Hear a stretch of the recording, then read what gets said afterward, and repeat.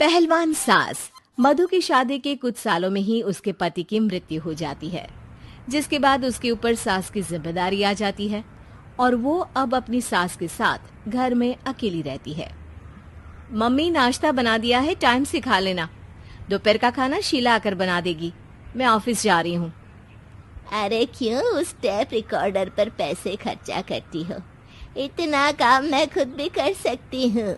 हाँ हाँ बिल्कुल, आधे समय तो जोड़ों के दर्द की दवाई खाती हो और फिर काम करने की बात करती हो। दवाई खाती हो तो क्या, मैं अभी भी अकेली 10 पर भारी हूँ। हाँ हाँ मैंने मान लिया। मधु घर से चली जाती है, जिसके बाद सास नाश्ता कर दवाई लेकर टीवी देखने बैठ जाती है। दोपहर को शीला घर आती है। अरे क्यों माँ जी, आज किस बात से मेरी नौकरी बची? अरे चल, ज्यादा बक बक मत कर, काम कर अपना। शीला खाना बनाने लगती है और सास वहीं पास में बैठ जाती है। माँ जी, मैं तो हमेशा ही बोलती हूँ, दीदी की दूसरी शादी करा दो। कब तक आप दो औरतें घर में अकेली रहोगी? आजकल माहौल भी बहुत खराब है और फिर दीदी की उम्र भी तो निकली जा रही है ना। तेरा नाम टेप रिकॉर्डर सही रखा है मैंने। तेरी एक ही बात को रिपीट मोड पर चलाने से वो पूरी नहीं हो जाएगी, इसलिए मेरी बहू से ज्यादा खाना बनाने पर ध्यान दे, नहीं तो कहीं वो भी तुझसे मुंह ना फेर ले और नौकरी चली जाए। क्या माँ जी, आप भी हमेशा मेरी नौकरी के पीछे ही पड़ी रहती हो? तो क्या तेरे पीछे पड़ूं?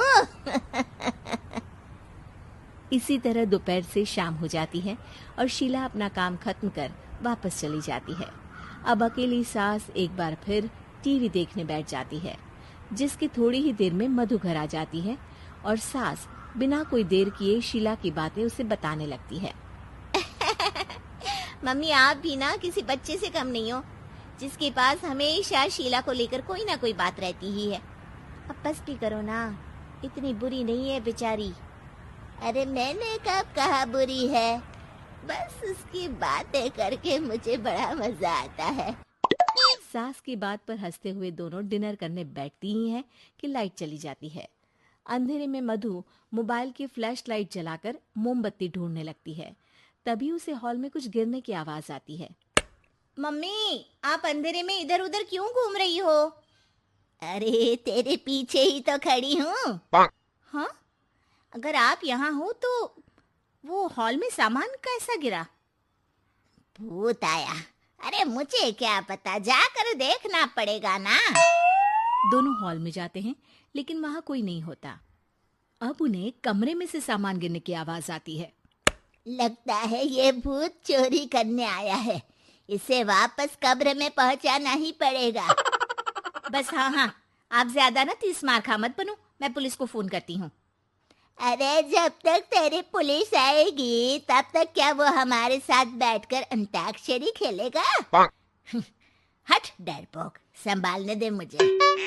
अब सास पास रखा फ्लावर पॉट उठाकर कमरे की तरफ बढ़ने लगती है, जहां उसे दो आदमी दिखाई देते हैं। पीछे पीछे मधु भी वहां आ जाती है। मम्मी, अभी भी मौका है, बाहर भाग जाते हैं। मधु की आवाज सुन चोर चौकन्ने हो जाते हैं। ओए तुम दोनों, जहां हो वहीं खड़ी रहना, नहीं तो दोनों को गोली मार दूंगा। अरे तुम दोनों अभी के अभी बाहर जाओ, नहीं तो मैं तुम्हें जिंदा नहीं छोड़ूंगी। ये बुढ़िया हमें धमकी दे रही है। अबे तुम दो अकेली अबला औरतें क्या कर लोगी? अरे जा भाई जा, दोनों को बांध दे। जैसे ही दूसरा आदमी सास को पकड़ने उसके पास आता है, तो वो उसके सर पर फ्लावर पॉट मार देती है।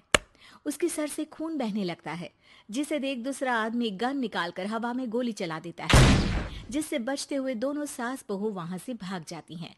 अब वो तीनों एक दूसरे के आगे पीछे पूरे घर में भागने लगते हैं। मम्मी, आपने तो सच में उसे मार दिया। तो मजाक में कौन मारता है? और अभी तुम मेरे साथ ही रहना, नहीं तो पक्का मारी जाओगी।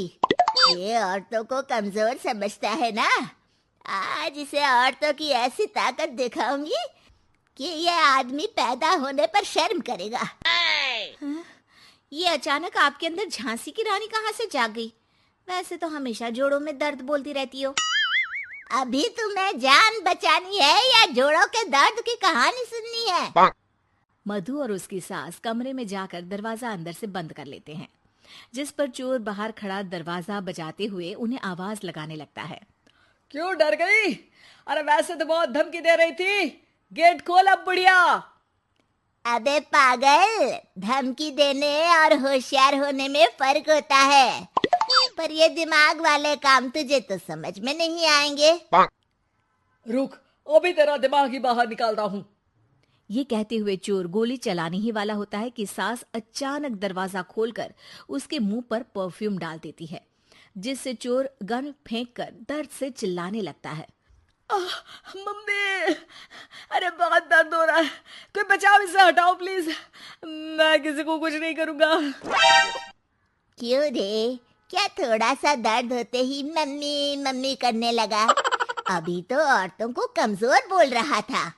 भूलियो मत, एक औरत ने ही तुझे इस दुनिया में जन्म दिया है, और वो भी तुझे ये दर्द हो रहा है ना, उससे लाख गुना ज्यादा दर्द सहकर।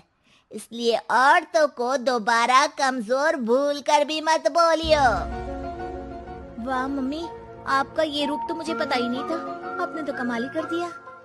कहा था ना, अकेली ही 10 पर भारी पड़ सकती हूँ। ये तो फिर भी 2 ही थे। इतनी देर में पुलिस भी वहां पहुंच जाती है।